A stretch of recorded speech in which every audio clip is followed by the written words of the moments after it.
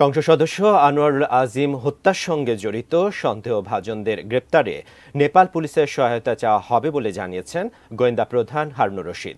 তদন্তের অংশ হিসাবে নেপাল রওনা দেওয়ার আগে সকালে ঢাকার হযরত শাহজালাল আন্তর্জাতিক বিমানবন্দরে গণমাধ্যমের সঙ্গে আলাপকালে কথা জানান তিনি। ইদানিং বাংলাদেশের অনেক সন্ত্রাসী তারা এখন কাঠমান্ডুকে তারা ব্যবহার করছে এবং এর মধ্যে আমাদের যে মাস্টার মাইন্ড বেনিফিশিয়ারি মদতদাতা শাহিন, সেও আমরা দেখেছি যে কাঠমান্ডুর মাটিকে ব্যবহার করে সে অন্য দেশে চলে গিয়েছে। আরও অন্যান্য আসামি সম্পর্কে কিন্তু আমরা এখন তথ্য পাচ্ছি। না, আমি তো এটা আসলে অ্যাকচুয়ালি তো আমি এই মুহূর্তে কিছু বলতে পারছি না, কারণ আমরা তদন্ত কাজে যাচ্ছি। আপনারা শীঘ্রই তথ্য পাবেন।